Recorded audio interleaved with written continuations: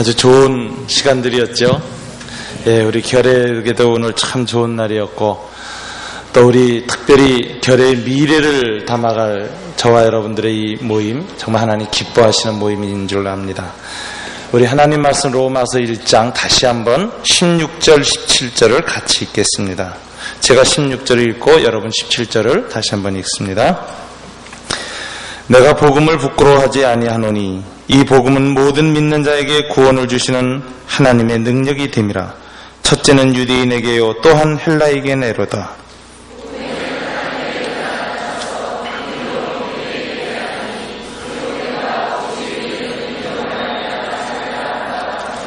아멘. 다시 한번 기도하겠습니다. 이 민족을 긍휼히 여기시고 100년 전 이 민족이 갈 바를 모르고 여러 열방들에서 찢겨질 때 복음으로 치유하시고 복음을 선포하시고 이 민족의 가슴 위에 피 묻은 그리스도의 교회를 일으켜 주신 것 생각할 때 감사합니다. 이제 복음이 이 땅에 들어온 지 100년이 지났습니다. 우리가 복음 안에서 많은 자람이 있었지만 이젠 복음의 빛을 발해야 할 때가 왔습니다. 우리 한국교회를 긍휼히 여겨 주시옵소서. 우리 그리스도인 교사들을 하나님 기억하여 주시옵소서. 이 민족의 다음 세대들에게 이 복음을 가르쳐주고 복음의 의를 드러내고 하나님 앞에 영광을 돌릴 수 있도록 주님 축복하여 주시옵소서. 아버지, 오늘 저녁에도 함께 하셔서 복음의 의에 대해서 우리가 배울 수 있도록 도와주시옵소서. 아버지 앞에 그 의를 드러내는 삶의 비결과 요체를 성령 안에서 깨닫는 지혜가 있도록 도와주시옵소서. 예수님 이름으로 기도드립니다. 아멘. 사도 바울은 그 로마서에서 이 복음에 대해서 두 가지로 정의를 하고 있습니다. 오늘 16절에서는 이렇게 정의했어요. 어저께 우리 많이 묵상했습니다. 복음은 모든 믿는 자에게 구원을 주시는 하나님의 능력. 복음은 하나님의 능력이다. 바울은 그렇게 16절에서 정의를 했습니다. 원래 16절, 17절은 로마서의 주제 기절입니다. 로마서의 핵심입니다. 16절, 17절을 알면은 로마서 전체를 안 것입니다. 근데 17절에서 사도 바울은 이 복음에 대해서 두 번째 정의를 내리고 있습니다. 첫 번째가 복음은 하나님의 능력이라고 했다면 오늘 바울은 두 번째로 복음에는 뭐가 나타나서 하나님의 의가 나타난다. 복음은 뭐예요? 하나님의 의이다. 복음을 모든 믿는 자에게 구원을 주신 하나님의 능력이라고 증거한 바울은 이제 또다시 복음은 하나님의 의의 나타남, 복음에는 하나님의 의가 나타난다고 되어 있습니다. 이 하나님의 의라는 단어를 우리는 깊이 오늘 묵상해야 할 필요가 있습니다. 저는 이번 집회를 준비하면서 이 집회의 주제에 맞추었습니다. 하나님께서 이 집회를 이끌어 가시는 분들에게 영감 주시기를 진리, 정의, 사랑, 그 다음에 회복, 이러한 것들을 갖다가 여러분들에게 이분들이 그 정말 나눌 수 있기를 원하는 2회 집회의 그 주제가 되었죠. 오늘 생각할 것은 이 정의, 공의, 이 모든 것을 포함하는 하나님의 의란 무엇인가, 그것을 우리가 알아야 하나님의 공의, 정의가 무엇인 걸 알게 되고 그것을 드러낼 수 있고 그것을 실현할 수가 있습니다. 여러분, 오늘 본문에서 사도 바울은 복음에는 뭐가 나타난다고요? 하나님의 의가 나타난다고 했습니다. 복음에는 하나님의 의의 빛이 있습니다. 그래서 복음을 자꾸 접하면 하나님의 의의 광채가 쬐게 돼 있어요. 하나님의 의의 광채가 쬐면 제일 먼저 나타나는 현상이 뭔지 아십니까? 이 세상에 빛 중에 엑스레이라는 빛도 있습니다. 가시광선 이외의 빛이죠. 빨주노초 파남보 이외의 빛인데 엑스레이는 우리의 살을 뚫고 들어가서 뭐를 보여줍니까? 우리 안에는 뼈를 보여줍니다. 그 외에 요즘 아주 수많은 다른 빛들이 더 많이 개발이 됐어요. 레이저 빛도 나왔고 뭐 수많은 빛들이 나와서 그 빛이 뚫고 들어가면서 우리 몸의 세포 단층까지 다 보여줍니다. 그런데 여러분, 그 모든 빛은 이 세상의 빛입니다. 피조된 빛입니다. 근데 그 모든 빛을 만드신 빛의 근원이신 분이 누구냐? 하나님이시죠. 하나님이 천지를 창조했을 때 태양과 달을 만들기 전분에 주님이 뭐라고 하셨어요? 빛이 있으라고 하셨습니다. 그 빛은 태양 광선 또는 달빛 그 이전에 있는 빛이었는데 그 빛 자체를 만드신 분이 또한 빛이라고 말하고 있습니다. 우리가 성경에 보면 하나님을 향해서 쓰는 말 중에 영광이라는 말을 많이 씁니다. 글로리. 이 영광이라는 단어의 뜻이 무엇일까요? 빛이라는 뜻입니다. 하나님의 빛. 빛의 근원이신 하나님. 여러분이 자연의 가시광선이나 우리 인간들이 자연 안에는 빛을 더 찾아내서 이용하고 있는 수많은 여러 가지 빛들조차도 우리의 눈으로 보지 못하는 부분을 뚫고 들어가서 다 보게 하시는데 빛의 근원이신 하나님의 빛이 쬐면 어떻게 될까요? 하나님의 빛은 우리의 육체를 뚫고 지나가는 정도가 아닙니다. 하나님의 빛은 어디까지 비추고 있어요? 우리의 마음을 드러나게 하시고 우리 마음 상태를 그대로 드러냅니다.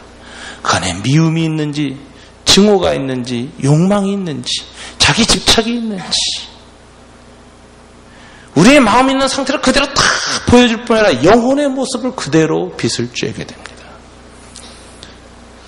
그 하나님의 의의 빛, 거룩한 빛, 죄가 없는 빛, 홀리, 거룩, 하나님의 영광, 지성소에서 빛나던 그 하나님의 찬란한 영광, 모세가 감히 그 얼굴을 들고 감히 볼 수 없었던 그 영광, 이스라엘 백성이 감히 바라볼 수 없었던 하나님의 그 찬란한 빛, 태초에 계시던 그 빛, 그 빛이 바로 복음에 들어와 있어요. 하나님은 이제는 하나님을 직접 우리가 보아서 하나님의 영광의 빛을 보기를 원치 않으십니다. 그렇게 되면 사람이 다 죽어요. 그래서 하나님께서는 하나님의 영광을 아는 그 빛, 하나님의 의의 빛을 어디다 놓두셨는가? 복음 안에 놓두셨어요. 복음에는 하나님의 의가 나타나서 복음에 하나님의 의가 있습니다. 그러므로 우리가 복음의 빛 앞에 가서 딱 솔직에 하나님의 거룩한 영광, 임재, 그 의의 빛이 쭉 비춰가지고 이 빛이 비춰지면서 내 안에 죄를 발견하게 합니다. 하나님의 의의 광채가 아니고서는 죄의 진정한 뿌리가 드러나지 않습니다. 윤리의 빛이나 도덕의 빛이나 양심의 빛은 죄의 겉 열매만 보고 판단하게 하는 것입니다. 우리 마음의 무의식이나 우리의 심령의 깊은 부분, 우리의 인격의 깊은 부분의 죄의 뿌리까지 비추질 못합니다. 대체로 그 부분이 안 비춰집니다. 그런데 여러분 놀랍게도 복음 안에 있는 하나님의 의, 복음에는 하나님의 의가 나타나서 오늘 사도 바울은 복음을 정의하는 것이죠. 복음은 하나님의 의에 나타납니다. 복음을 통해서 하나님의 의가 우리에게 나타나기 시작하면 우리 안에 있는 불의가 보인다는 것입니다. 우리 안에 있는 자기 의의 한계가 보인다는 것입니다. 하나님의 의와 반대되는 것이 인간에게 자기 의예요. self-righteousness. 자기 의. 인간의 도덕과 양심의 기초에서 있는 당당한 자기 의, 자기의 의. 자기 의의 한계를 보는 데서부터 우리는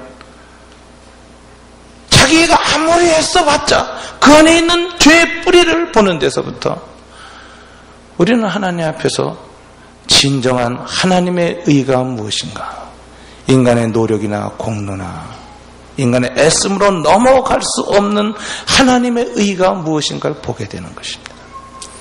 그리고 하나님의 의를 행할 수 없다고 하는 한계를 보기 시작합니다.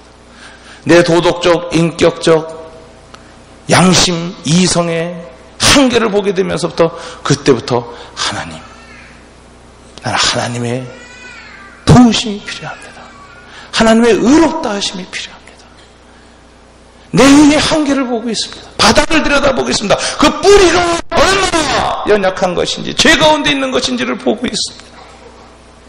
나를 긍휼히 여겨 주옵소서라고.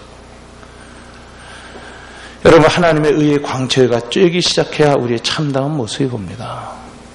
우리 영혼의 엑스레이가 비춰질 적에 우리 영혼의 참 모습, 숨겨진 모습이 그 뿌리가 보이기 시작하는 것입니다. 여러분이 하나님의 의가 나타나서라는 의라는 단어가 갖는 의미가 무엇인가? 여러분이 의라는 단어를 복음서에서 가장 많이 쓴 사람은 마태입니다. 마가는 복음서 기자 중에 유일하게 예수님을 복음이라는 관점에서 설명한 사람이었어요. 마가는. 그런데 마태는 예수님의 복음을 의라는 관점에서 설명하려고 굉장히 깊은 지혜를 받아서 유대인들에게 증거한 사람들이에요. 오늘 사도 바울은 복음에 있는 하나님의 의를 얘기하는데 의라는 단어, 이게 영어로는 말이죠, righteousness로 번역이 돼요. righteousness로 번역이 되는데, 요 righteousness라는 개념은 우리가 일반적으로 생각하기에 공의, 정의, justice하고 조금 다릅니다. 그보다 더 근원적인 의미, 더 깊은 의미가 있어요. 여기 어떤 의미가 있는가는 우리가 조금 더 말씀을 통해서 살펴보기로 하고, 이 복음에는 하나님의 의가 나타나서는 의라는 단어를 주목하고 있는 사람이 마태라면, 마태에서 예수님이 말씀하신 의가 무엇인가, 우리 그리스도인들에게 요구되는 의가 무엇인가를 이해하기 시작하면 우리는 복음의 의가 무엇인가, 예수님이 요구하신 의가 무엇인가를 정확하게 알 수 있습니다. 그런 측면에서 우리가 마태복음을 잠깐 건너가 보면요, 주님이 마태복음 산상수훈 5장에서 이런 말씀을 하시는 것을 볼 수가 있습니다. 20절에 보면, 마태복음 5장 20절 다 같이 찾아서 읽어볼까요? 한 목소리 읽습니다. 내가 너희에게 이르노니 너희 의가 서기관과 바리새인보다 더 낫지 못하면 결단코 천국에 들어가지 못하리라. 여기 주님 이렇게 말씀하셨죠. 너희의 의가 뭐예요? 우리 그리스도인들, 저와 여러분의 의가 누구보다 더 나아야 돼요? 바리새인들과 서기관들의 의보다 더 낫지 못하면, 비교하고 있습니다. 주님께서 바리새인과 서기관의 의보다 더 나은 의여야만 어디에 들어가요? 하나님 나라에 들어간다. 믿음으로 하나님 나라에 들어간다는 말과 바리새인과 서기관보다 더 나은 의를 가져 하나님의 나라가 들어간다는 말이 어떻게 같은 말인가를 오늘 저녁 우리가 알아야 하는 것입니다. 왜? 오늘 예수님이 바리새인과 서기관의 의보다 더 나은 의라는 것이 바로 복음의 의, 예수님의 의이기 때문에 그래요. 여러분, 바리새인과 서기관의 의라는 건 굉장히 철저한 것입니다. 이 사람들은 율법주의자들이었어요. 율법주의자들은 율법의 의를 행함으로써 구원을 얻는다고 생각을 했어요. 행위 구원론이었습니다.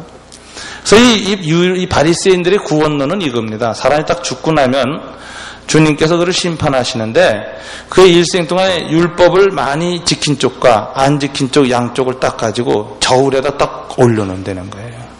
그래서 율법을 많이 지킨 놈이 더 많아가지고 이게 쑥 이쪽으로 내려가면 천당 하고 천당으로 가는 거고, 율법을 안 지키고 계명을 어긴 게 더 많고 이걸 어긴 게, 이게 율법을 지킨 게 적어서 불순종이 많은, 이렇게 되면 뭐예요? 지옥하고 간다는 거예요.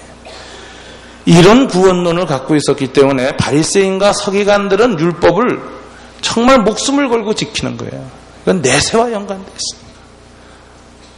오늘날에는 종교적인 세계관이 그렇게 투철하지 않은 세상입니다. 예? 비신화화된 세계에 살고 있어요, 오늘날 우리들은.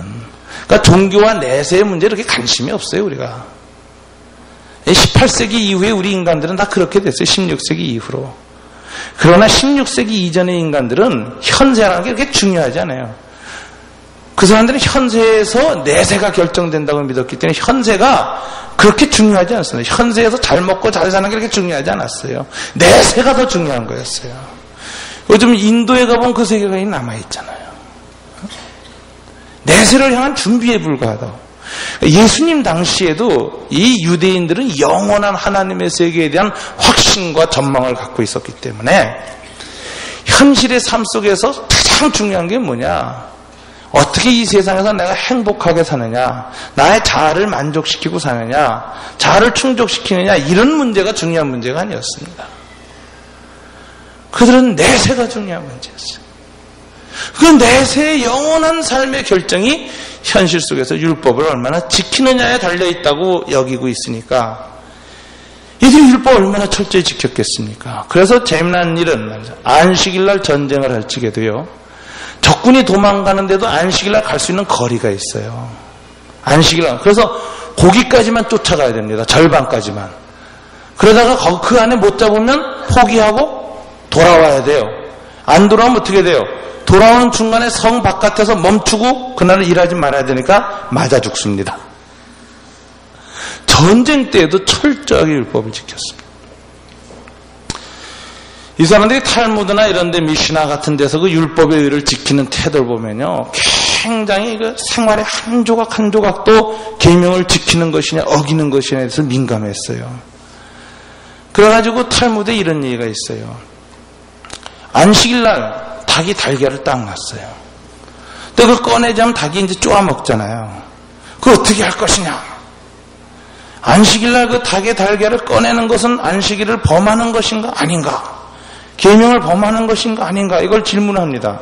랍비가 어떻게 대답하는지 아세요? 그 닭이 상용으로 키운 것이면 꺼내면 안 된다. 그러나 그냥 가정용으로 키운 것은 꺼내도 된다. 단 3개 이상은 안 된다. 이런 식으로. 그러니까 이 사람들은 안식일이라는 걸 이렇게 무섭게 철저하게 지켰습니다. 그게 그들의 의였습니다. 근데 예수님은 우리에게 요구하시는 거예요. 그들의 그 의보다 너희 의는 더 나아야 한다. 어떻게 우리가 이 무서운 유대인들보다 더 철저하고 더 완벽한 측면에서 더 나은 의를 이룰 수 있을까요? 여기서 우리는 주님이 말씀하신 더 나은 의가 이처럼 완벽함, 철저함에 근거한 것은 아니라는 걸 알 수가 있습니다. 행위와 겉의 형식에 있어서 철저한 지킴, 얼마나 잘 지켰느냐에 따라서 우리의 의가 더 나아야 된다는 말이 아니라, 양으로 말하는 것이 아니라 오늘 본문에 보면 더 낫다, 더 나은 의가 되어야 한다는 이 말은 질과 연관되어 있는 것을 본문에서 볼 수가 있습니다.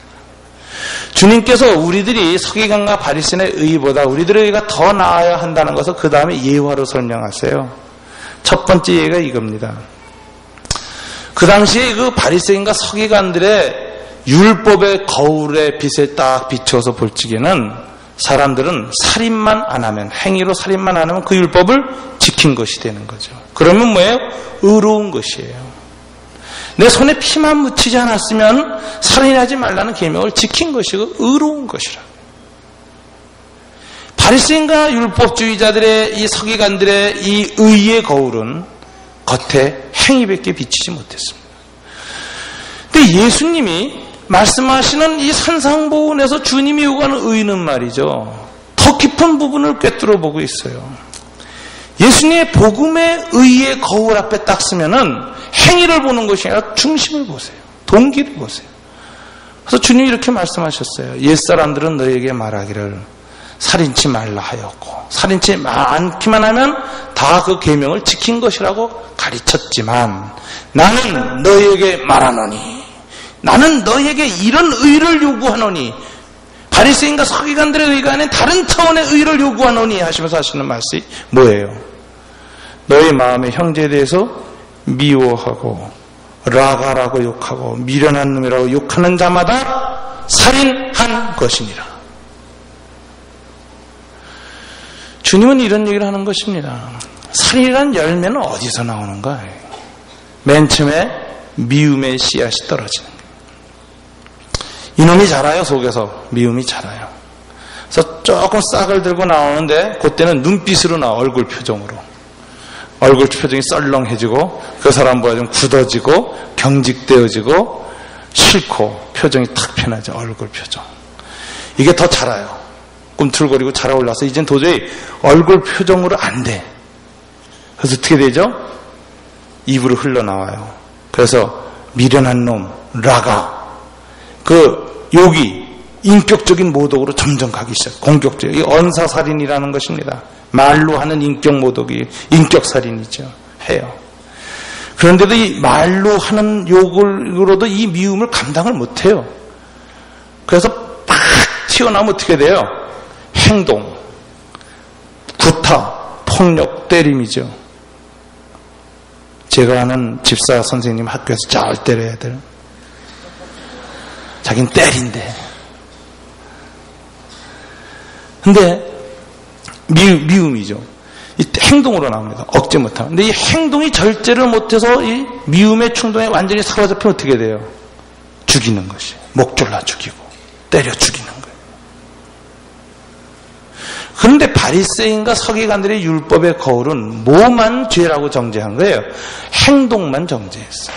그것만 안 하면 하나님 앞에 의롭다 이렇게 가르쳤어요. 그런데 예수님은 그렇게 얘기하잖아요. 살인이라는 열매가 문제가 아니라 그 살인하는 행위를 만들어내고 있는 우리의 뿌리가 문제다. 너희 마음속에 미움이 있다는 것 자체가 이미 그 계명을 범한 것이다. 너희는 불의하다.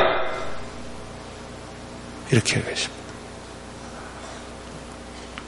여러분, 이 율법의 의와 복음의 의는 이렇게 차원이 다릅니다.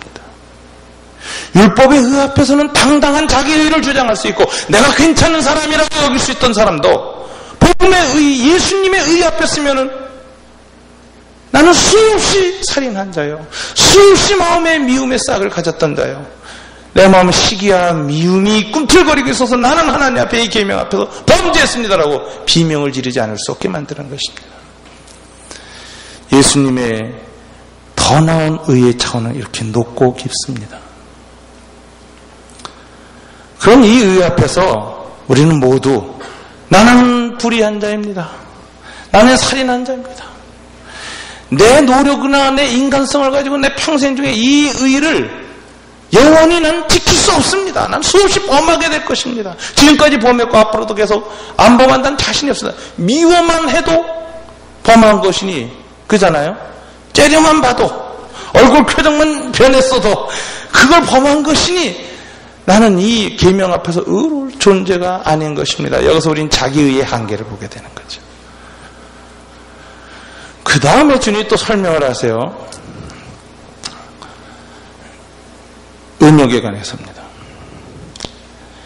옛사람들은 너에게 말하기를 서기관과 바리새인들의 율법에 의해 빛에 의하면 말하기를 간음치 말라 하였어. 간음이란 행위만 안 하면 이것은 율법을 지킨 것이라고 가르쳤다. 그러나 나는 너에게 말한다. 그래서 주님이 이렇게 말씀하세요. 여인을 보고 음욕을 품는 자마다 보고, 요즘 볼 게 얼마나 많습니까? 이 본다는 거, 이게 그냥 see를 의미하진 않아요. 그냥 영어로 see가 아니고 이거는 look at, 히브리어, 헬라어로 블레퍼라는 단어는 look at인데 이것은 뭐예요? 지나가는데 거의 몸매를 거의 드러내는 그런 그 속치마 같은 옷을 입은 롱다리 아가씨가 착 지나가는데 이렇게 척 see 본 거 이거 가지고 얘기하는 거 아니에요. 이거는 괜찮아. 용서 받으세요. 괜찮아요. 그 see는 괜찮아. 근데 착 보고 나서 충동을 받고 그 다음에 그 충동의 의지가 굴복하여 다시 보는 거, 이건 look at이에요. 내 의지의 결단이야. 내 인격의 결단이야. 봐야 되겠다. look at, blepo. 요것은 그래서 여인을 보고 음욕을 품는 자. 그래서 이렇게 의도적으로 보고 그 다음에 보면서 뭐예요? 그냥 아름다운 하나님의 피조물이요. 이렇게 보는 게 아니라 참 그 손은 하나님이 만들어 놓은 절묘한 손이로고 이러면서 하나님의 황금 분할이야. 어떻게 저런 곡선이 나올 수 있을까? 이렇게 보는 것이 아니라 그 인격적 결단을 성적 충동을 받아서나 하여튼 미적 심미적인 충동을 받아서 의도를 가지고 딱 보면서 거기에 뭐예요? 음욕을 품으면 마음속에 이제 키우는 거죠. 요 상태를 가르쳐. 그래서 우리 자매들이 좀 음욕을 키우게 자꾸 이렇게 자극하지 좀 않았으면 좋겠어요.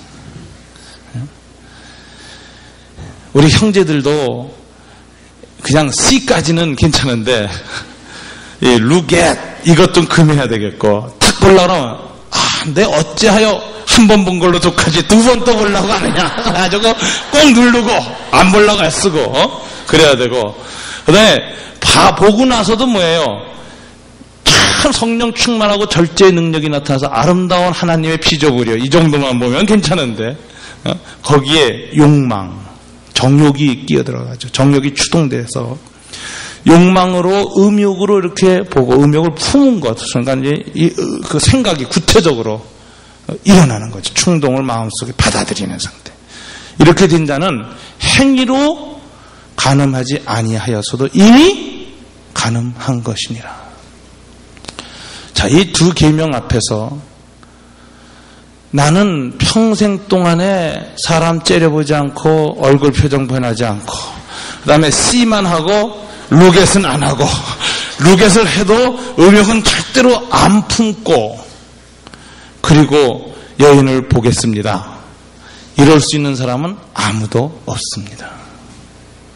근데 그 다음이 이제 더 무서운 말씀이에요. 여러분 29절 30절 다 같이 읽어볼까요? 만일 내 오른눈이 너로 실족게 하거든 빼어내어 버리라. 내 백체 중 하나가 없어지고 온몸이 지옥에 던지우지 않는 것이 유익하며 또한 만일 내 오른손이 너로 실족게 하거든 찍어내어 버리라. 내 백체 중 하나가 없어지고 온몸이 지옥에 던지우지 않는 것이 유익하니라. 요거 묵상을 하자고요. 그리고 적용을 하자고요. 주님 성령 충만하게 하여 주셔서 오늘부터 제가 송곳 하나 들고 나가겠습니다. 제 오른눈이 딱 보면 찍겠습니다. 오른손이 범죄하면 자르겠습니다. 이건 문자적으로 적용해야 될 거 아니에요. 실제로 그렇게 적용했던 학파가 있습니다. 초대교회 오리겐이라고 하는 경건한 헬라 알렉산드리아 학파의 교부는 그렇게 가르쳤어요. 본인 자신이 고자가 됐어요. 스스로 자기 몸을 잘랐어요. 그래가지고 오리겐의 제자들은 자른 사람이 많아. 그래서 오리겐 학파에서는 스승이 성령 충만하면 다 자른 오른손, 왼손 들고 쥐야 이래요. 잘랐으니까 진짜. 이게 그래서 내 온 몸에 가지고 지옥 가는 것보단 자르고 천국 가는 게 낫아서 잘랐다고 진짜 문자적으로 해서 성경 잘 가르친 사람 만나야 됩니다. 아주 영적이고 도덕적 윤리적인 권위가 탁월한 사람인데 성경 잘못 해석하는 사람 만나면 죽어나는 거예요. 그건 성경을 정확하게 해석하는 사람 만나야 돼요. 여기서 예수님이 정말 자르라는 말이냐 이게. 자, 이런 것을 반어강세법이라 그래요. 주님의 가르침하는 방식 중에 하나입니다. 가르침. 부모가 자식한테 야 이놈아 나가 죽어라. 근데 얘가 감동받아서 그때 성령에 충만해졌어요. 순종하겠습니다. 나가 죽어버려.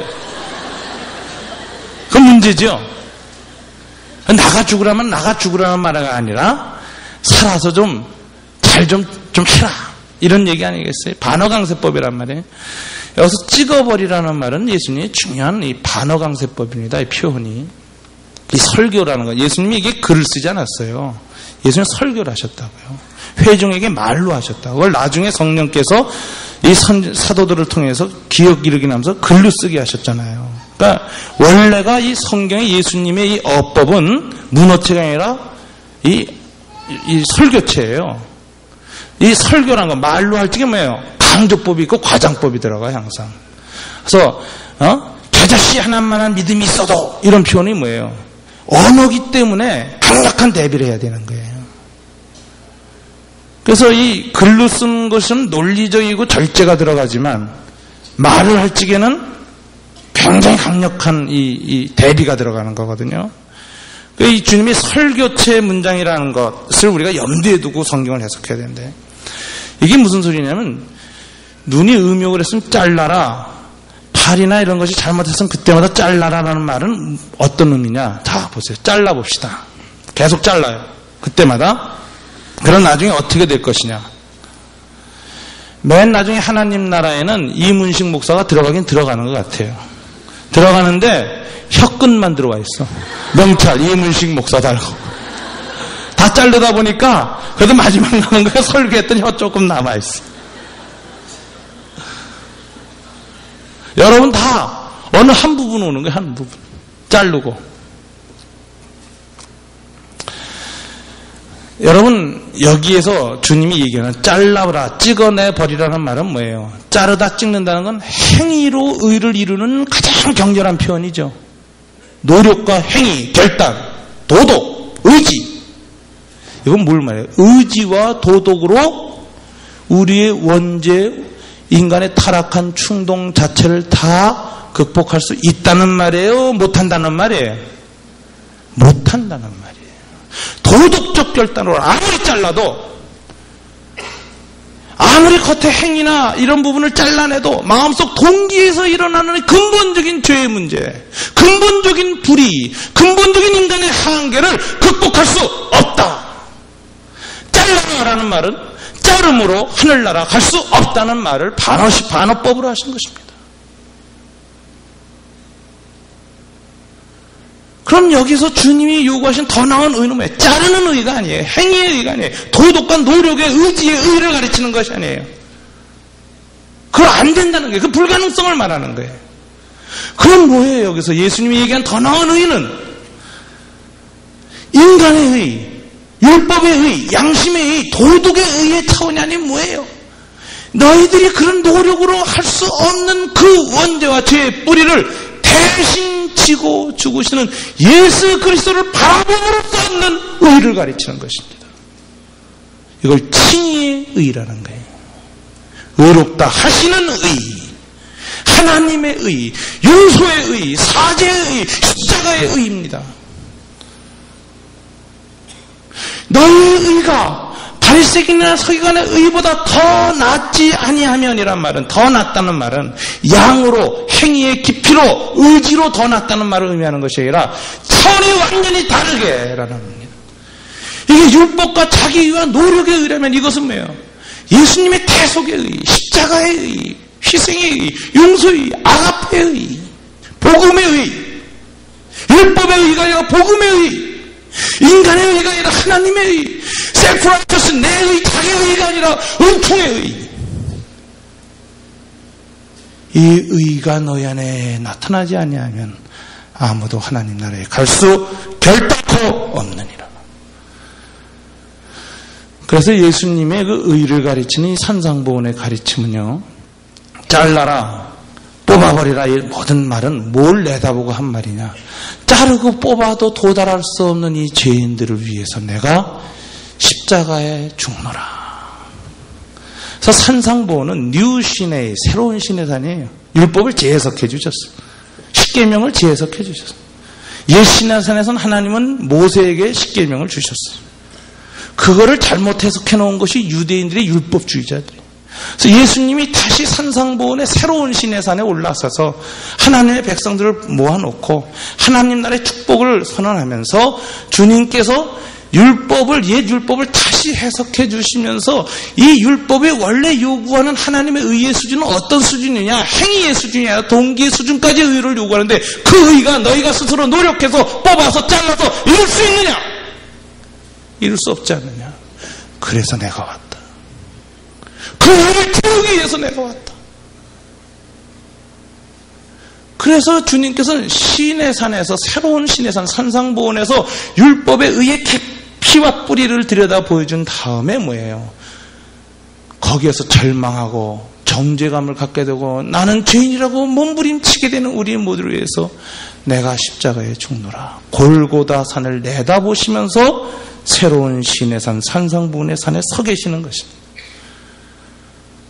그래서 이 산상본에서는 감난산을 내다보고 있어요. 이 새로운 신의 산은 갈보리 산을 내다보고 전제하고 지금 율법을 가르치는 거예요. 자, 우리는 여기서 한 가지 알 수 있습니다. 복음에는 하나님의 의가 나타나서, 복음에 하나님의 의가 나타나요. 의가 나타나면 제일 먼저 나타나는 현상이 뭐예요? 우리의 죄, 우리 자기 의의 한계, 내 노력의 한계, 윤리의 한계를 깨닫게 돼요. 그 한계에서 깨닫는 고백이 뭐예요? 주여 나는 죄인입니다. 나는 하나님의 의에 도저히 이룰 수 없습니다. 하나님의 의가 행위만을 요구하시는 것이 아니라 행위의 동기된 뿌리인 이 동기까지 의로운 것을 요구하신다면 저는 도저히 그럴 수 없는 죄인입니다. 제 뿌리의 동기 속에는 그 의가 없습니다. 나는 타락한 존재입니다. 나는 원죄 가운데 있습니다.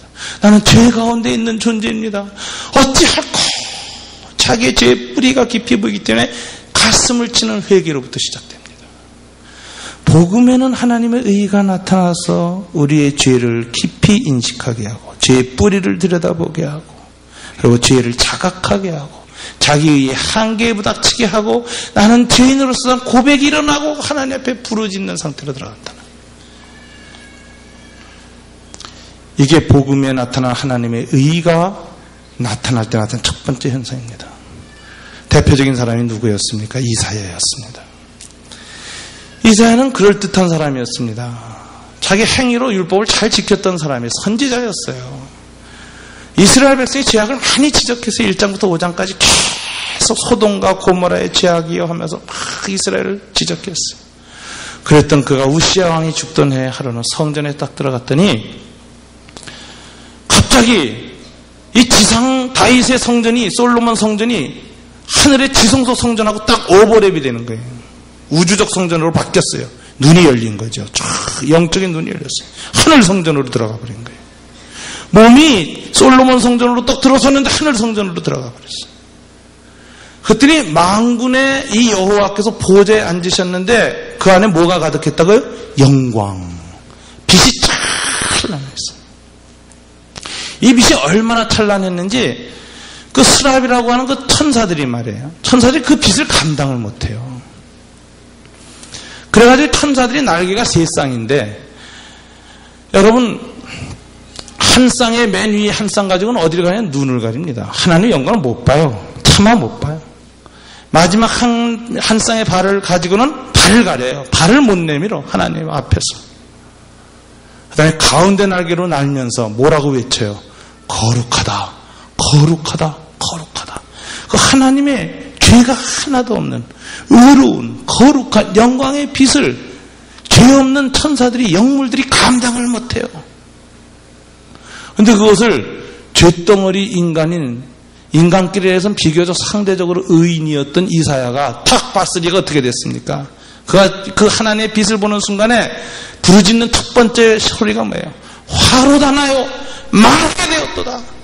내가 입술이 부정한 자 중에 있고 선지자였는데도 가장 입술이 부정한 가운데 있고 나는 이제 죽게 되었다.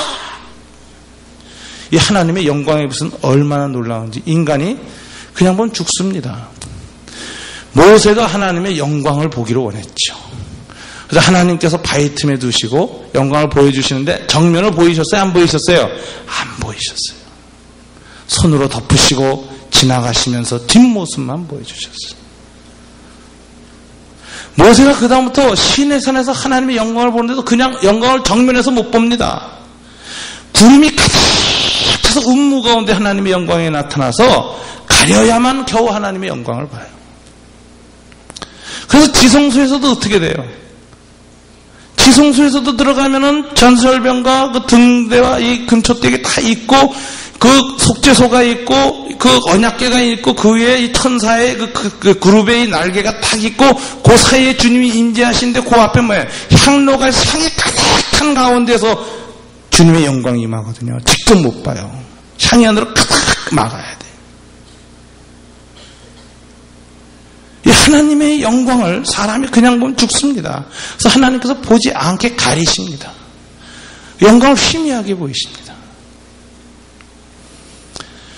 여러분이 복음에 나타난 하나님의 의는, 이 의는 원래가 죄 없는 완벽한 의가 나타나요. 이걸 우리가 뭐라냐면 편만한 공의. 편만한 공의는 역사 안에는 잘 안 나타납니다. 인간의 역사는 죄와 사망으로 얼룩져 있어서 편만한 공의가 한 번도 실현되는 적이 없어요. 가끔 공의의 조명탄이 가끔 터져, 역사상에 몇 번. 그래서 한 번 확 일어나요. 우리나라 6월 항쟁 같을 때. 6월 항쟁 같을 때 한 번 뭐가 확 폈어요. 온 국민들이 그렇게 다 공의와 정의와 자유에 대한 목마름으로 온 국민이 하나가 돼서 탁 일어섰던 적이 역사에 몇 번 없었어요. 그런데 그 공의도 온전한 게 아니에요. 불완전한 것이고 잠시 나타났다 사라지는 것에 불과해요. 조명탄처럼 터질 뿐이에요. 그런데 이 하나님의 공의가 언제 나중에 완벽하게 나타나냐? 새하늘 새 땅에서 종말론적 상황 속에서 완벽한 하나님의 나라가 이루어질 때에 그때 뭐예요? 편만한 하나님의 공의가 실현된단 말이에요. 그래서 역사의 과정 중에 있는 사람은 하나님의 공의가 뭔지를 몰라요. 기껏해야 이성과 양심의 도덕 율법 차원이에요. 이게 율법의 의라는 거예요. 근데 율법의 의는 복음의 의, 하나님의 의하고는 너무 차원이 낮은 거예요. 그래서 율법과 양심과 도덕 속에서는 자기 죄를 깨닫지 못해요. 왜? 이것은 인간이 그나마 행할 수 있고 동의할 수 있는 상식적인 차원의 의이기 때문에, 공의이기 때문에 이 공의는 때로는 열심히 지키는 사람은 뭐예요? 지도자가 되어지고 스승이 되어지고 도덕적 선생이 되어지고 그리고 이 사람들은 뭐예요? 좋은 교사가 되고 더 나아가서 뭐가 돼요? 이데올로기를 만드는 사람들이 돼요. 지배자들이 돼요. 새로운 지배 이데올로기, 새로운 가치체계. 그런데도 이 모든 의는 뭐예요? 한계가 있어요. 그래서 이 의에는 여러분 사람들이 절망하는 사람도 있지만 그래도 이 의 중에서는 가만히 보면 인류간의 의를 실천하고 나타나고 행위로 드러낸 사람들이 있어가지고 이 의는 잘못하면요 도덕주의자 그리고 인간의 의, 자기 의를 꽉 찬 사람들이 나옵니다. 이런 사람들 지도자라고 부르는 거죠. 근데 이 의는 아까 말씀드린 것처럼 하나님의 의에는 아주 먼 거예요. 그래서 예수님이 답답하셔서 서기관과 바리새인들의 의와는 다른 차원의 의를 너희가 봐야 하겠다고 얘기하셔서 복음 안에 그 의를 드러내신 거예요. 복음 안에 나타나는 하나님의 의는 순결한 의라고요. 완벽한 공의라고요. 편만한 공의라고요. 죄가 하나도 없는 이 공의가 이 거룩의 빛이 얼마나 찬란한지 천사들도 보지 못하는 그 완벽한 창조주의 의가 예수님을 통하여서 탁 나타나는데 그 의의 빛을 쬐는 사람들은 다 뭐를 느껴요? 인간의 의의 한계를 느끼면서 화가 나요 망하게 되었도다. 죄책감, 통해, 자복이 시작돼요. 여러분, 통해 자복이 우리가 왜 잘 안 일어날까요?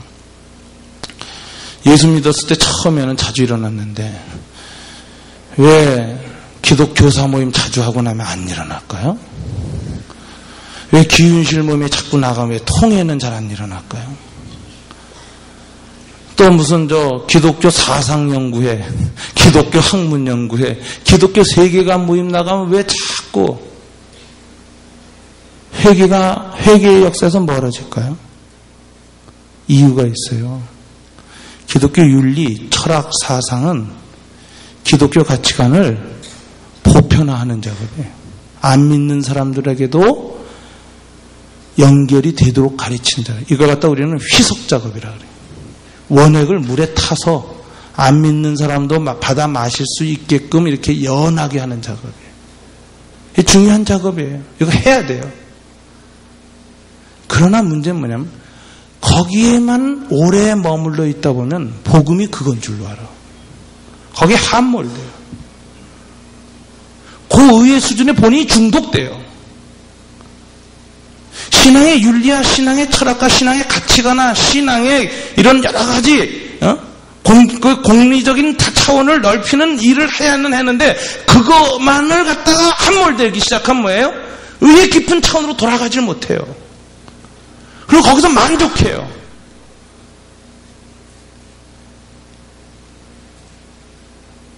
그러면서 통해자복이 사라져요. 회개가 잘 안 돼요. 열심히 할수록 포만감이 생겨요. 영적 포만감이. 그런데 여러분, 주님 앞에 다시 깊이 돌아와서 주님의 임재를 체험하기 시작했어요.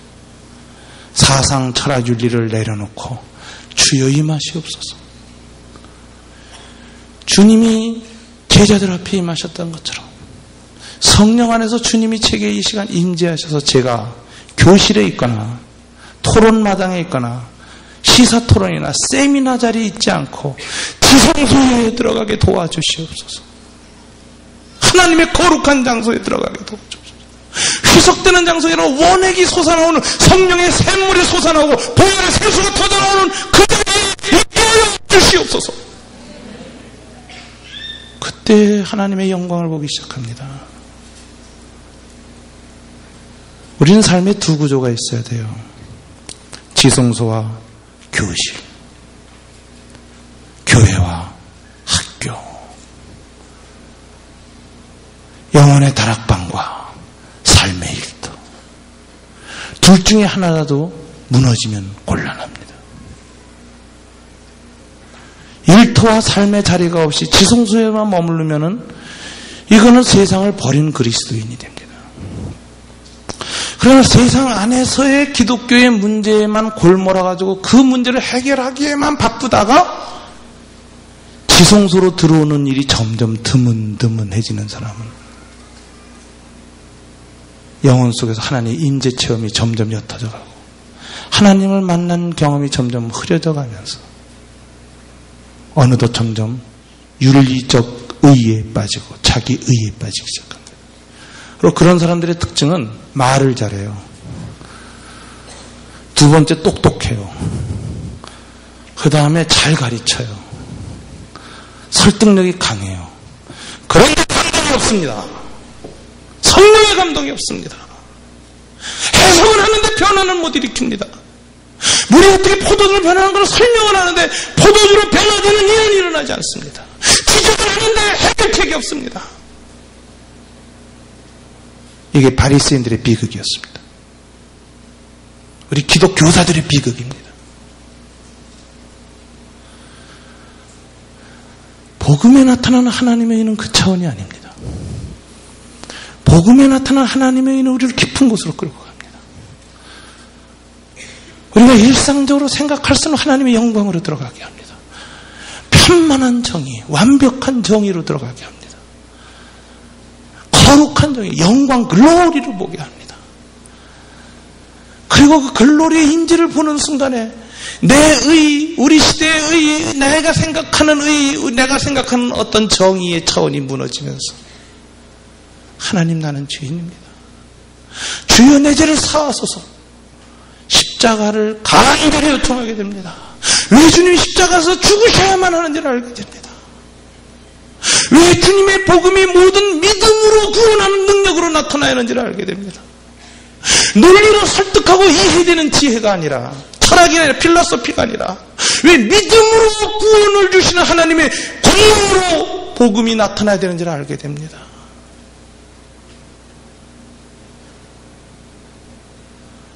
그래서 그때 뭐예요? 하나님에 대한 찬양, 십자가에 대한 감격이 회복이 되는 것입니다. 여러분 삶의 두 구조 중에 어느 구조가 여러분들을 무너뜨리고 있습니까? 어떤 분들은 기도원에 사는 사람처럼 예배 구조만 있고 이게 없는 사람들이 있어요. 어떤 기독교 공동체에 가보면 너무 이쪽 구조만 발달하고 이런 게 없어요. 그래서 교사의 삶이나 교육 철학이나 기독교사의 가치나 우리나라 교육 현실의 문제, 교육 정책의 문제에 전혀 관심이 없고 그냥 예배와 찬양만 드리는 사람이 있어요. 이거 문제죠. 그러나 또 다른 문제도 있습니다. 너무 현실적인 문제에 집착하고 그 문제에 대해서 하다 보면 어느덧 거기에 매몰되고 중독돼 가지고 예배 구조가 무너져 있어요. 문제는 다 보고 해석은 끝났는데 치유할 힘이 없어요. 그래서 무한한 자기 갈등을 겪어요. 그렇게 되면 굉장히 사람이 비판적만 돼요. 똑똑하고 비판적이고 부정적인 사람이 돼요. 치유하지 못하고 통합하지 못하고 새로운 것에 변화를 못 만들어내요. 만남에 감동이 없어요. 여러분, 예수님의 의는 그런 의가 아닙니다. 바리새인과 율법주의자들의 그런 의가 아닙니다. 그 의보다 훨씬 더 질적으로 높은 높은 의인데 그 의는 우리들의 죄를 자각하게 하는 의입니다.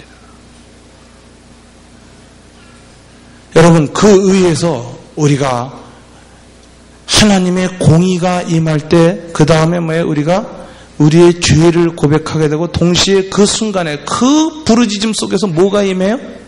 칭의가 임합니다.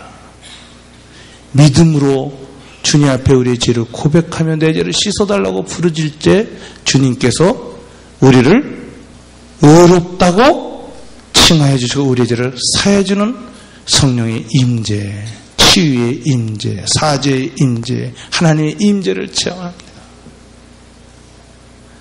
그래서 하나님의 의라는 단어에는 두 가지 개념이 있어요. 정의의 개념, justice. 그 다음에 뭐예요? 칭의의 개념, justification. 정의와 칭의가 동시에 어우러져 있는 것을 우리는 하나님의 의라고 부릅니다. 디카요시네, 하나님의 의. 정의와 칭의는 뭡니까? 칭의는 결국 뭐예요? 사랑이에요. 용서예요. 화해예요. 희생이에요. 자기 부인이에요. 십자가의 죽음이에요.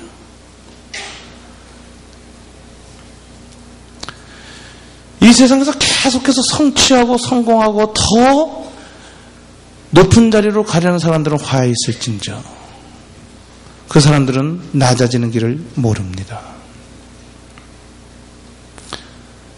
여러분, 우리 시대에 그리스도인 교육감이 안 나와서 교육 문제가 이렇게 무너진 거 아닙니다. 물론 그것들도 다 교원단체들이 중에서도 기독교사들이 교육 정책으로서는 중요한 자리에 많은 사람이 가야 되죠. 그러나 그것은 아래로 내려가고 섬기고 자기 희생을 해서 사람들의 인정을 받아서 세워졌을 때 세워져야 되는 것이지 본인이 신분 상승과 사회 지위 향상을 향한 위로의 방향성을 가지고 끊임없이 생각하고 자기를 키워가는 사람은 그 자리에 앉아서 결코 희생 못합니다. 올라가기 위해서 계속 타협을 해왔고 올라가기 위해서 계속 자기를 강화시켜 왔기 때문에 올라가서 내려가지 못하고 자기 부인을 못해요. 십자가의 길, 사랑, 용서, 희생, 자기 겸손, 이 모든 것들은 날마다 자기 부인을 하는 데서 시작되는 것입니다. 이건 마치 근육과 같아요. 근육도 날마다 써야만 강화되죠. 자기 희생도 날마다 할직이 풍성해지는 거예요. 계속 자기 강화를 해놓고 자기 성취를 해놓고 자기 성공을 위해서 계속하고 자기 아이덴티티 강화를 위해서 계속 해나가서 올라갔는데 올라가서 못 내려와요. 내려올 힘이 없어요. 내려오는 근육을 키우지 못했단 말이에요. 끊임없이 낮아지면서 끊임없이 자기를 부정하면서 끊임없이 남을 나보다 낫게 여기고 자기를 피우고 내려가는 삶을 날마다 해서 내려가고 내려가는데 하나님 은혜로 뚝 세워줬어요. 그래서 올라가서 또 내려가려고 했어요. 거기에서 의의가 나오지. 십자가의 의의가 없는 사람은 절대로 하나님의 의의를 나타낼 수가 없습니다.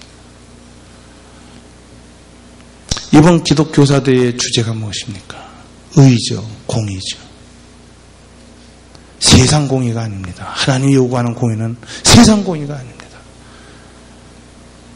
하나님 나라의 의는 낮아짐에서 있습니다. 신분 상승을 위해서 계속 요구하지 마세요. 그런 사람이 계속 애써가지고 교장 선생님 되어주고 교육감 되어주고 장학사 되어주고 문교부 장관 되면 큰일 나는 거예요.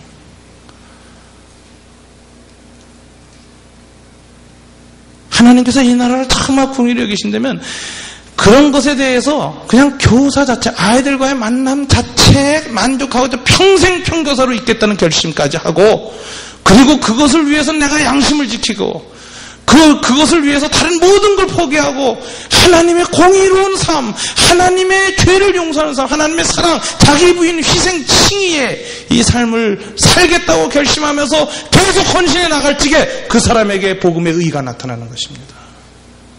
추구하지 않았는데 하나님께서 뜻이 계셔서 높였을 적에 황공하고 감당하고 하면서도 뭐예요? 내려오는 삶에 워낙 익숙해서 올라가는 것이 익숙지 않아서 계속 내려가려고 할 적에 그 사람의 삶을 통해서 하나님의 의가 나타나는 것입니다.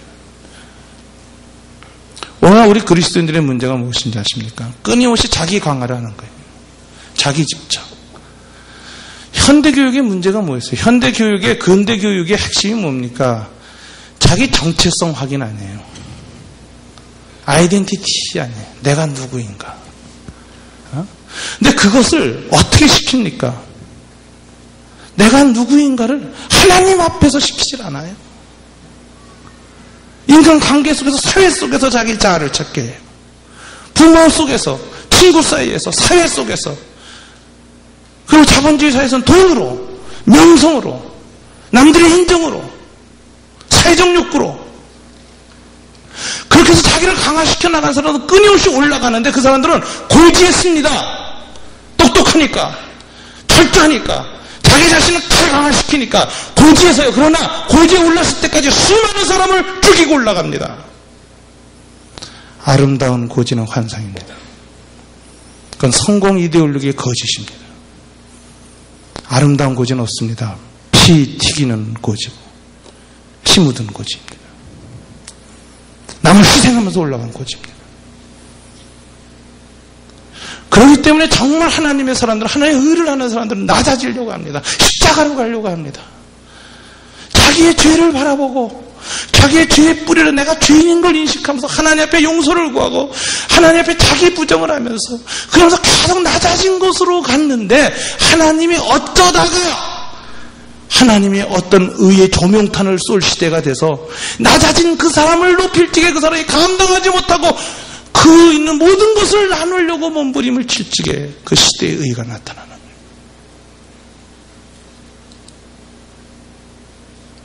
오늘 우리 한국 사회의 모든 그리스도인들이 지금 1000만 명이래. 인구의 4분의 1입니다. 4분의 1은 다수입니다. 이 사회를 결정하는 사람들이에요.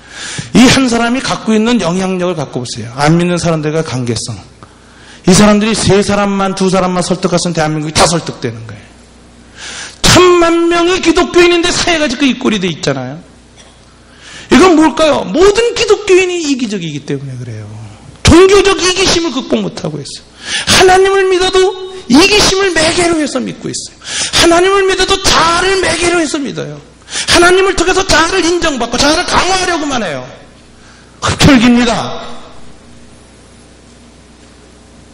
자기를 강화하기 위해서 주변 사람을 계속 희생시키고 도태시키고 짓밟고 빨아먹으면서 올라가는 사람입니다. 집안에서도 보세요. 아주 이기적이고 자기 강화가 잘 돼 있고 자기 자아에 집착하고 있고 자기를 잘 강화시키는 그 사람이 있으면요, 꼭 집안에 희생자가 있어요. 덕이 누군가는 희생당했어요.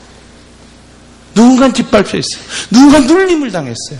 누군가가 열등감에 사로잡혀 있어요. 누군가가 정신이 이상해져 있어요. 누군가가 깊은 피의식에 사로잡혀 있어요.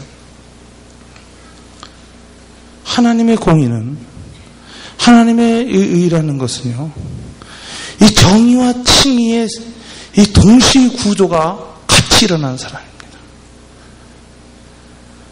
그래서 예배의 자리 지성소로 들어와서는 하나님 앞에서 자기의 죄를 고백하고 한계를 드러내면서 하나님의 용서와 사죄의 은총을 그리스도의 보혈로 풍성하게 체험해서 주님의 보혈과 어미로우신 하나님의 영광을 무한히 찬양하고, 그리고 자기의 학교 삶의 자리로 돌아가서 뭐예요? 하나님의 의, 정의를 실현하는데 겸손하게 자기 부정으로, 섬김으로, 자기 희생으로, 십자가로 낮추면서 섬길 때 거기에서 의가 일어납니다. 거꾸로 사는 삶을 살기로 결심해야 됩니다. 아래로 내려가는 삶으로 결심해야 됩니다.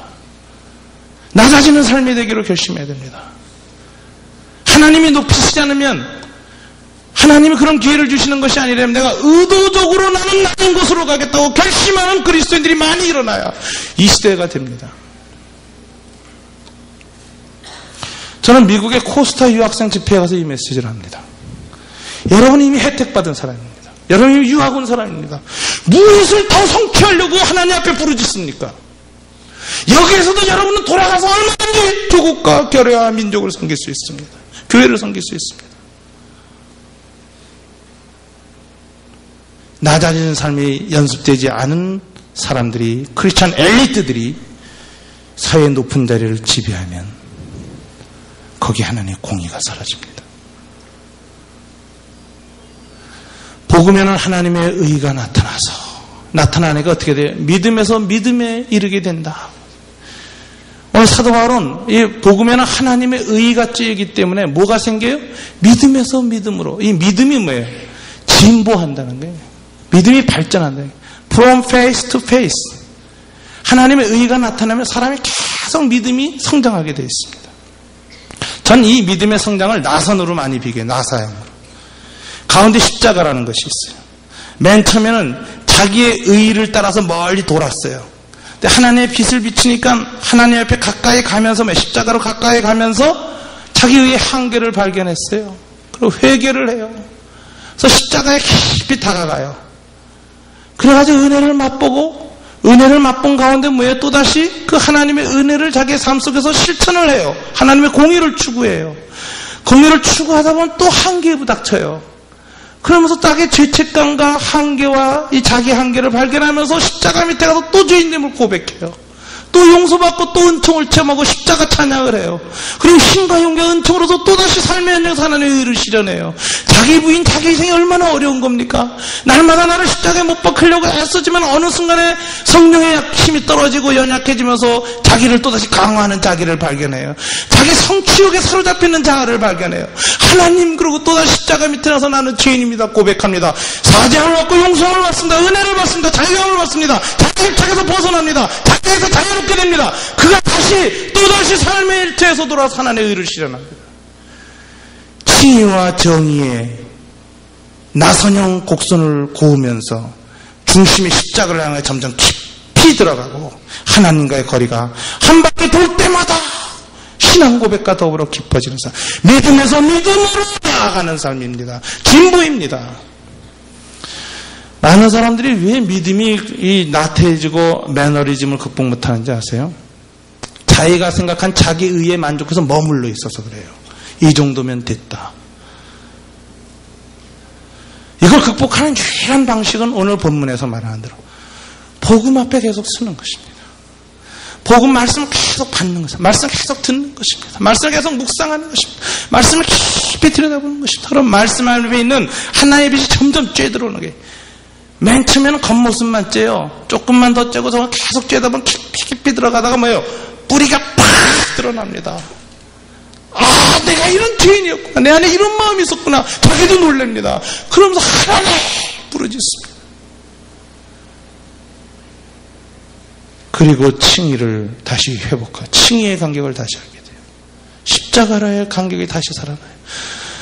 전에 예수님이 처음 영접했을 때 십자가가 그렇게 가깝고 보혈 찬송이 그렇게 즐거웠는데 어느덧 그것이 점점 사라져가고 희미해져 갔던 사람이 다시 주님의 보혈이 다시 뜨거워지고 다시 간격이 생겨서 뜨거워지고 하나님에 대한 사랑이 막 솟아나고 예배가 살아나고 경건이 살아나고 하나님의 임재의식이 충만해지고 하나님 형상이 회복되어지고 이 사람이 다시 또다시 삶의 일터로 돌아가면서 이 일이 계속해서 반복하여 일어나되 진보로 향하여 믿음에서 믿음으로 어떤 믿음을 향해 계속 나아가고 있습니다. 성숙한 믿음으로 나아가고 있습니다. 칭의의 믿음에서 공의의 믿음으로, 공의의 믿음에서 칭의의 믿음으로 계속 믿음이 이 하면서 전진하고 성숙하고 깊어져 갑니다. 우리가 신앙의 매너리즘을 극복할 수 있는 유일한 길은 복음에는 하나님의 의가 나타나서 그 의의 빛을 자주 쬐야 되는 것입니다. 그것을 가장 잘 보여준 사람이 우리가 고린도전서 아까 3장에 읽은 모세입니다. 모세가요, 이 출애굽기 34장에 보면 이런 일이 있습니다. 고린도전서 3장에 있는 그 말은 어떤 얘기냐면은 이스라엘 백성들한테 줄 말씀을 받으러 하나님 시내산에 올라갔는데 40일 동안 함께 있었는데요. 하나님의 영광의 광채를 쬐어요. 물론 직접 쬐은 거 아닙니다. 구름 가운데, 시내산에 구름이 칵칵한 거룩한 기름이 가득 찬 가운데 빛을 쬐어요. 근데 그 빛을 쬐는데도 율법을 받아서 빛 쬐는데 얼마나 빛이 찬란한지 모세 얼굴이 광채가 나서 빛이 났어요. 미켈란젤로가 이걸 그렸는데 위에서 광채가 촥 나는 것을 잘못 그려서 이렇게 도깨비불처럼 조각을 해놨잖아요. 이게 이제 그 광채가 나는 거예요. 얼굴에 빛이 나는 거예요. 내려왔어요. 이스라엘 백성에게 말씀을 가르쳐요. 율법을 가르치는데 그 광채를 그대로 보이면서 가르칩니다. 그런데 이스라엘 백성들이 모세의 얼굴에 나타난 그 광채를 보면서 무슨 생각을 하냐? 두려움을 갖는 거예요. 왜? 그 광채는 의의 빛이기 때문에 사람들한테 죄책감을 불러일으켜요. 그래서 두려워해요. 어미로워요. 그들에게 율법을 가르칩니다. 광채를 쬐면서. 율법을 딱 가르치고 난 다음에 뭐 하느냐? 이상한 행동을 하는데 얼굴에 수건을 탁 써요. 그럼 안 보여줘요. 그랬다가 어떡하냐? 다시 말씀 받으러 성막으로 들어갈 적에는 뭐예요? 수건 벗고 들어가. 수건 벗고 지성소에 임하신 하나님의 영광, 그 세케나의 영광을 쫙 보면서 얼굴이 다시 광채가 나와요. 그래서 나와서 광채 가운데서 율법을 가르쳐요. 율법 가르친 다음에 얼굴을 또 수건으로 가려요. 이걸 반복했어요. 왜 수건을 가렸는지 출애굽기 34장에 말을 안 했어요. 그런데 모세 안에서 역사하셨던 그 성령께서 사도 바울의 마음에 역사하셔서 고린도서 3장에서 왜 모세의 얼굴에 수건을 썼는지 그 이유를 설명하고 있는 것입니다. 이렇게 설명하고 있어요. 우리는 이 같은 소망이 있으므로 담대히 말하노라. 우리는 모세가 3장 13절이죠. 고린도서. 우리는 모세가 이스라엘 자손들로 장차 없어질 것의 결국을 주목치 못하게 하려고 수건을 그 얼굴에 쓴 것 같이 아니하노라. 여기 뭐죠? 사도 바울은 뭐라고 해석하고 있습니까? 성령 안에서 지금 모세가 왜 얼굴에 수건을 썼다고요? 장차 없어질 것의 결국을 이스라엘 백성들하고는 주목하지 못하게 하려고. 이건 무슨 소리입니까? 모세에 나타났던 그 영광 빛은요, 일시적이었다는 거예요. 이게 율법의 영광은 일시적이었습니다. 하나님의 의의 광채를 쫙 보였지만 율법을 마치고 나면 쫙 사라져요. 빛이 점점.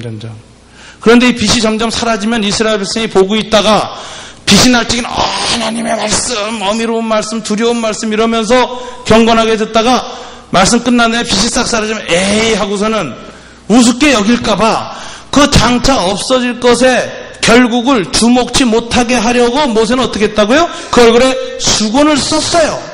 이게 율법의 영광의 한계예요. 이게 인간의 공의의 한계예요. 이게 양심의 한계고 율법의 한계예요. 그런데 하나님의 의에 있어서는 율법이나 양심이라든 것은 이게 다 무슨 뭐냐면 달빛과 같은 거예요. 의의 태양이 떠오르면 달빛은 사라지는 것입니다. 별빛은 빛을 잃는 것입니다. 의의 태양이 뭐냐? 복음이거든요. 복음의 영광에 들어온 이 바울과 같은 직분을 복음의 사자들은 모세의 직분과 달라서 그 얼굴에 그 영광이 사라질 것에 대한 두려움 때문에 수건을 쓰는 일을 하지 않는다는 것이죠. 복음의 영광은 영원하기 때문에 안에서 성령께서 십자가 앞으로 나아갈 때마다 우리의 죄가 씻김 받으면서 찬란하게 빛나기 때문에 이 영원한 복음의 영광이 나타날 것이기 때문에 우리는 얼굴에 없어질까 봐 두려워서 수건을 쓰지 않는다라는 거예요. 근데 율법의 영광을 숨기기 위해서 없어지는 일시적인 걸 숨기기 위해서 수건을 딱 썼는데 모세의 얼굴에 쓴 수건이 무슨 역할을 했느냐? 사도 바울이 그래요. 이 수건이 모세의 얼굴을 가린 것으로 끝나지 않고 어떻게 됐어요? 이스라엘 백성의 마음을 탁 가려버렸어요. 그 다음 얘기가 나오죠, 여러분. 3장 14절 15절 같이 읽어볼까요? 그러나 저희 마음이 완고하여 오늘까지라도 구약을 읽을 때 그 수건이 오히려 벗어지지 아니하고 있으니 그 수건은 그리스도 안에서 없어질 것이라. 오늘까지 모세의 글을 읽을 때 수건이 오히려 그 마음을 덮었도다. 이스라엘 백성들에게 율법과 양심의 차원에서 그 하나님의 빛을 보존하려고 했던 그 노력으로 했던 수건이 무슨 일을 했어요? 이스라엘 백성의 마음을 덮어버렸어요. 그래서 복음의 영광을 보지 못하게 만들었어요. 그 마음을 덮어서 복음의 영광이 나타난 걸 알지 못하게 만들었어요. 그 수건이 오히려 이스라엘 백성의 마음을 가렸도다. 이 수건은 율법주의라는 수건입니다. 여러분, 근데 이 수건이 구약 이스라엘 백성들에게만 덮여 있을까요? 오늘 바울이 왜 이 얘기를 끝내요? 고린도 교회 교인들에게도, 신약시대의 교인들 중에서도 이 율법주의에게 수건을 쓴 사람들이 있다는 거예요. 신학적 편견을 가진 사람들. 초대교회 최대의 문제는 율법주의라는 문제였습니다. 율법주의의 수건을 쓰고 있는 사람들이 오늘날 교회에도 있다는 거예요. 그래서 하나님의 복음의 영광을 자꾸 가린다는 거예요. 기독 교사들이 율법의 수건을 쓰고 있으면 하나님의 복음의 영광을 가립니다. 오늘 이 본문 앞에서 우리가 생각해야 돼요. 하나님의 복음의 영광 앞에서 제일 먼저 해야 할 일이 뭐냐? 수건이 벗겨지는 것입니다. 우리 안에 수건이 덮여 있으면 영광이 가립니다. 이 수건은 편견입니다. 이 수건은 인간의 철학적 수건일 수 있습니다. 그것을 우리 이데올로기라고 부릅니다. 교육이 이데올로기의 신화가 되면 안 된다는 거죠. 지배 이데올로기의 신화가 되면 안 돼요. 교육이 사회주의 이데올로기의 신화가 돼서 주체 이데올로기의 신화가 된 게 북한 교육의 현실 아닙니까? 남한 교육의 현실은 뭐예요? 물질주의, 성공주의, 황금주의의 신화가 됐잖아요. 성공 이데올로기가 오늘 시대를 잡고 있잖아요. 1960년대 로마 클럽 보고서가 나와서 인류의 미래에 대한 경고가 나왔는데 그때는 뭐냐? 성장의 위험을 지적했습니다. 성장의 한계라는 로마 클럽 보고서죠. 1993년에 리스본 보고서가 나왔습니다. 2000년대 세계 인류의 가장 중요한 문제가 있다. 그건 뭐냐면 경쟁의 한계라고 했습니다. 신자유주의 체제가 들어서 전 세계가 국제화되고 글로벌화되면서 전 세계적인 경쟁 체제로 가는 것이 인류를 행복하게 할 것이 아니면 소수 다국적 독점 기업이 나오면서 전 세계 기업이 통합되어지고 전 세계 인터넷으로 통합되고 정보가 통합되고 무한한 경쟁에서 살아남은 몇 사람만이 이 지구상의 모든 분배와 정보를 장악하게 됐을 때 인류가 행복해질 것이냐. 리스본 보고서는 위험한 경고를 하고 있습니다. 경쟁의 한계라는 제목입니다. 오늘날 교육의 문제가 뭐예요? 리스본 보고서에 보니까 이렇게 돼 있더라고요. 현대의 모든 자본주의건 구공산주의 사회들, 이제 21세기의 모든 시대의 공통적인 지배 이데올로기는 경쟁이다. 경쟁, 성공. 이것이 우리를 갉아먹는 것입니다. 북한이 옛 이데올로기라는 수건의 교육이 지배당하고 있다면, 이데올로기의 수건을 뒤집어 쓰고 있다면, 오늘 우리들은 경쟁, 자본주의, 성공의 수건을 뒤집어 쓰고 있습니다. 시대에 따라 하나님의 사람들을 가리우고 있는 수건은 다른 것입니다. 그 시대 사상이 있습니다. 시대 철학이 있습니다. 시대 조류가 있습니다. 시대의 문화가 있습니다. 죄의 본질은 똑같지만 시대마다 죄의 색깔과 모양이 다릅니다. 21세기의 시대의 죄의 모양이 다릅니다. 이것이 꽉 사람들을 사로잡고 있습니다. 수많은 사람들이 교직도 내던져 인터넷 기업으로 가고 벤처 기업으로 다 가요. 왜? 경쟁 때문에. 경쟁을 극복할 수 있는 유일한 대안이 무엇이 있는지 아세요? 부르심이라는 사상이에요. 부르심, 소명. 나는 내가 지켜야 할 자리가 있고, 나는 그 자리에서 하나님의 영광을 나타내야 되고, 나는 그 자리에서 주님의 의를 드러내야 한다.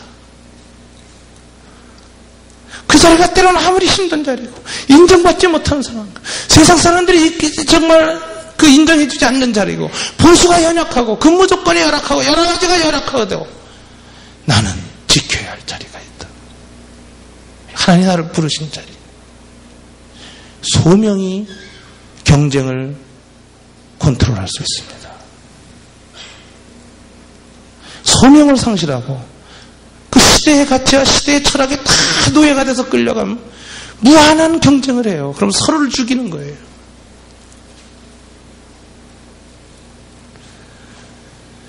여러분, 사도 바울은 말합니다. 초대교회 그리스도인들이 하나님의 영광을 보지 못, 하나님의 빛, 그 의의 빛을 쬐지 못하는 이유 중에 하나가 뭐예요? 마음에 율법주의라는 수건을 갖고 있는데, 시대마다 그 수건이 있어요.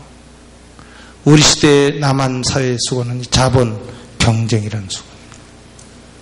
신자본주의, 신자유주의라고 하는 이 잘못된 가치체계의 수건이 우리를 깊이 썩고 있습니다. 북한은 더 말할 것도 없습니다. 우리 민족의 현실이 이렇습니다. 여러분, 이 수건은 어떻게 없어질까요? 그 외에 우리나라 우리 민족에 뭐가 있어요? 영호남, 남북, 이런 이질감을 극복 못하는 것. 기독교인들 안에서도 보면요, PCC 출신이냐, 무슨 예수전도단 출신이냐, IMF 출신이냐, 이런 것들 분파적인 수건도 있는 사람들이 있어요. 저는 합동 측에서 자랐고, 저는 한때는 제가 켈빈주의자인 것에 대해서 굉장히 감동을 받았고 자부심이 강했습니다. 그런데 나중에 가만히 보니까 켈빈이 천국에서 그렇게 말하고 있더라고요. 예수님 앞에. I am not Calvinist.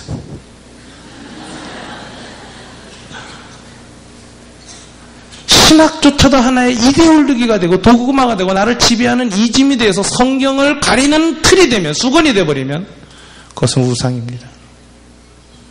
내 경험이 수건이 되어서 귀신 쫓는 경험하는 사람은 맨날 성경 읽어도 귀신 쫓는 부분에서만 은혜를 받아요. 아멘! 거기다 빨간 줄쳐. 병 고침 받은 사람 맨날 병 고침 부분만 가면 뜨거워져서 아멘 해요. 그건 처음에 수건에서 사로잡힌 사람들. 이성주의의 수건. 우리는 수많은 수건을 뒤집어 쓰고 있습니다. 이 수건이 벗겨져서 다 내려져야 하나님의 영광의 광채를 찌는 거예요. 근데 모세는 언제 수건을 벗었습니까? 사도 바울이 그것을 예를 들어서 설명하고 있습니다. 16절, 17절 다 같이 읽어볼까요? 그러나 언제든지 주께로 돌아가면 그 수건이 벗어지리라. 주는 영이시니 주의 영이 계신 곳에는 자유함이 있느니라. 어디로 돌아가면? 주께로. 로드. 하나님. 당신은 나의 주이십니다. 나를 다스리는 분입니다. 당신의 말씀 앞에 합당치 못한 수건 내가 뒤집어 쓰고 있습니다. 다 벗겨주시옵소서. 수건을 벗어나고 주님을 보기를 원합니다. 내 욕심과 내 죄악과 자기에 대한 집착과 내가 합의해놓은 이 세상과 결탁해놓아서 내가 이것이 옳다고 생각했던 내 이데올로기와 내 사상과 내 정서와 내 욕심에 수건이 나를 가리고 있는 한 하나님의 영광을 볼 수 없습니다. 난 지성소에 있을 수가 없습니다. 주님, 내게 수건을 벗기시옵소서. 주님께 돌아가는 것입니다. 내 수건은 어떻게 벗겨져요? 주의 영이 계신 곳에는 자유함이라. 성령께로 가는 것입니다. 주여, 내 힘으로 내 수건을 벗길 수가 없습니다. 내 노력으로 벗겨지지 않습니다. 비판적 사고만으로는 벗겨지지 않습니다. 알면서도 못 벗는 것이 수건입니다. 이것 좀 벗겨주시옵소서. 자기 집착에서 벗어나게 도와주옵소서. 자기의 수건을 벗을 수 있도록 도와주십시오. 주가 계신 곳에, 주의 영이 계신 곳에 성령님께 나아가서 간구하는 것입니다. 그럴 때 호련히 수건이 벗겨집니다. 하나님이 벗기십니다. 복으면 하나님의 의가 나타나서 벗겨집니다. 여러분, 제가 빨래를 해가지고 태양빛에 딱 널어놓으면요, 태양빛을 받으면 표백작용이 있어서 티끝이나 이런 것이 하얗게 됩니다. 그죠? 자연 광선에도 표백작용이 있는데요, 우리의 죄로 수많은 수건으로 쪄들어서 꽉 찌들려가지고 수많은 수건에 덮어싸여서 우리의 원 형상이 하나님의 빛으로부터 너무 많이 어두워져 있고 멀어져 있는 상태에서 하나님의 복음의 광채, 의의 빛 앞에 가서 쬐입니다. 주여, 비추어 주시옵소서. 저는 죄가 많습니다. 연약합니다. 뭐 잔뜩 뒤집어 쓰고 왔습니다. 주님 비추어 주시옵소서.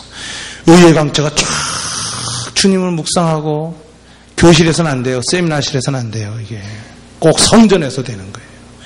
하나님 임재 자리에서 되는 거예요. 제가 예배당을 얘기하는 것이 아닙니다. 어느 곳에 주의 임재를 체험하기 위해서 무릎 꿇고 하나님의 임재를 누리는 그 장소에서 하나님 앞에 지성소에 서서 주여 수건을 벗겨주옵소서로 부르짖기 시작하면요, 성령의 빛이 쫙 찌는데 그 표백작용이 일어나요. 죄의 껍질이 한 가닥, 주의 영이 계신 곳에는 자유함이 있느니라. 수건이 하나씩 벗겨져 나갑니다. 내 집착이 벗겨져 나갑니다. 내 자기의의가 벗겨져 나갑니다. 자기 상대화가 일어납니다. 주여 내 뜻대로 마옵소서, 아버지 뜻대로 하옵소서라는 그 기도가 나오기 시작합니다. 그러면서 다 벗겨져 나서 완전히 주여 내가 그리스도와 함께 십자가에 못 박혔나니 그런데 이제 내가 산 것이 아니요 오직 나는 주님만이 사십니다. 주여 나를 붙잡아 주시옵소서. 주님 앞에 완전히 열리는 그 순간에 우리는 주의 영이 계신 곳에는 자유함이 있고 수건이 벗겨집니다.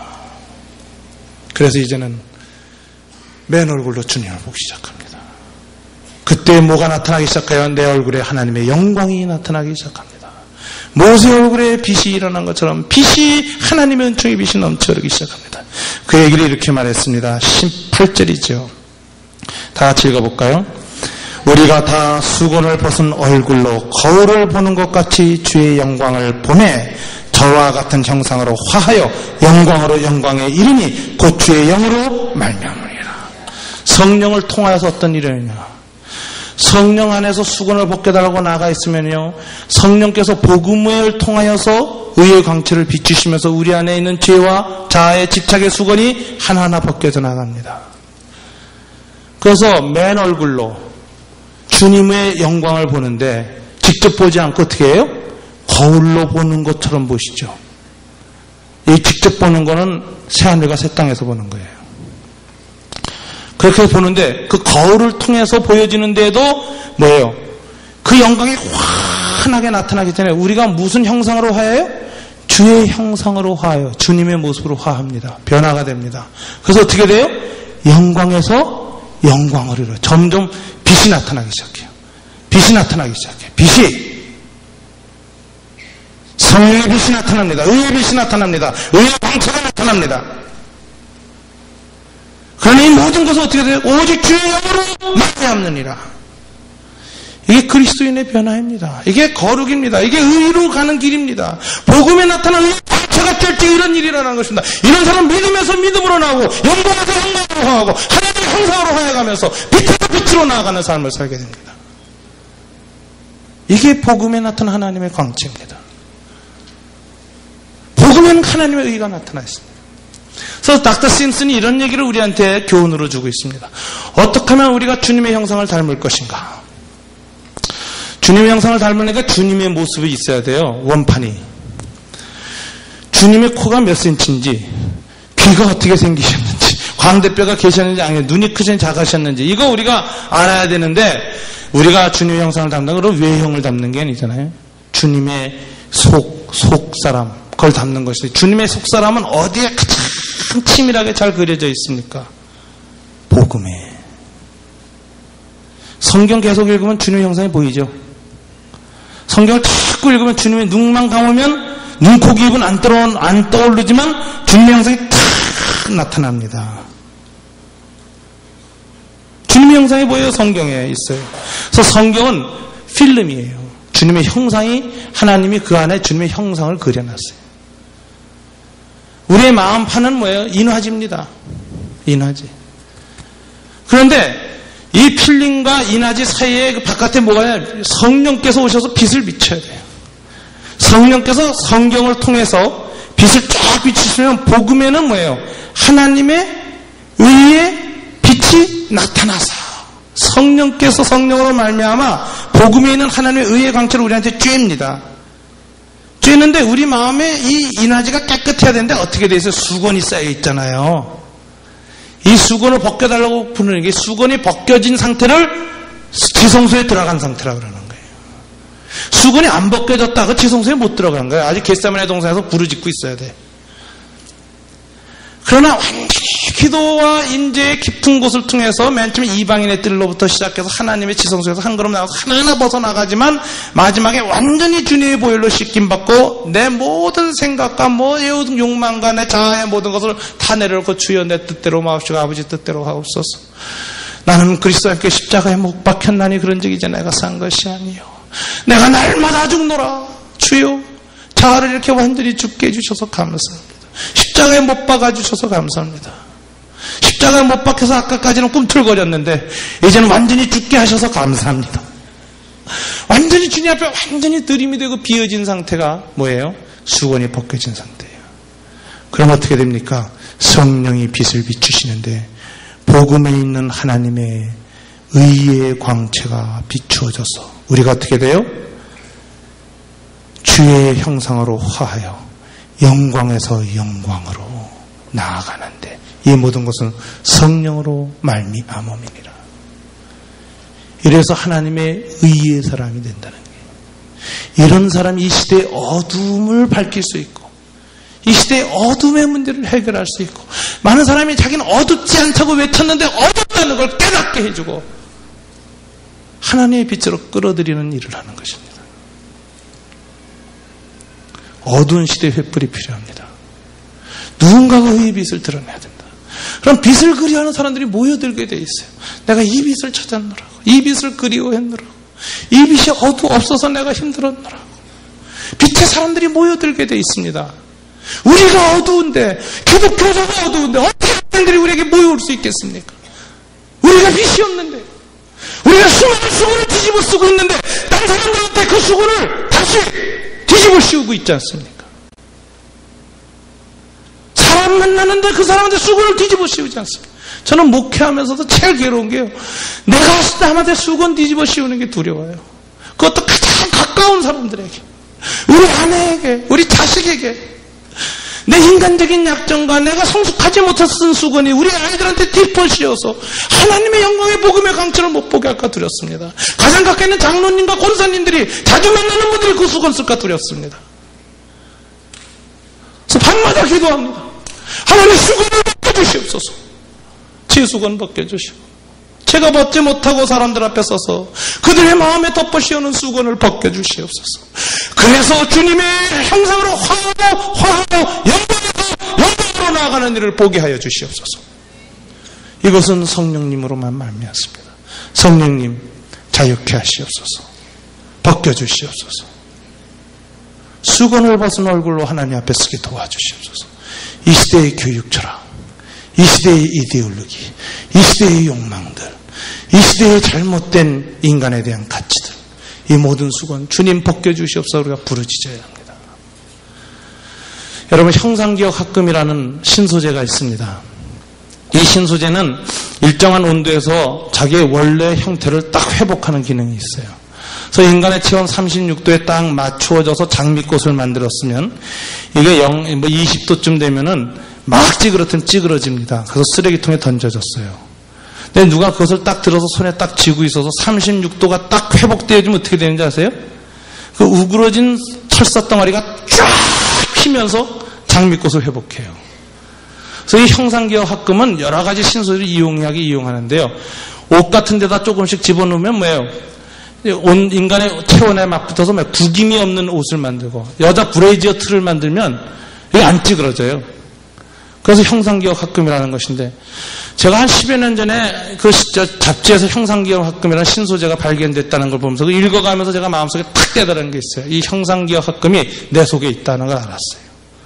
내 안에 하나님의 형상이 있었습니다. 주의 형상이 있었습니다. 근데 이게 수없이 죄로 이그러지고 찌그러지고 수건으로 덮여서 어두워졌고 다 됐어요. 내 안에 하나님이 찾아오셔서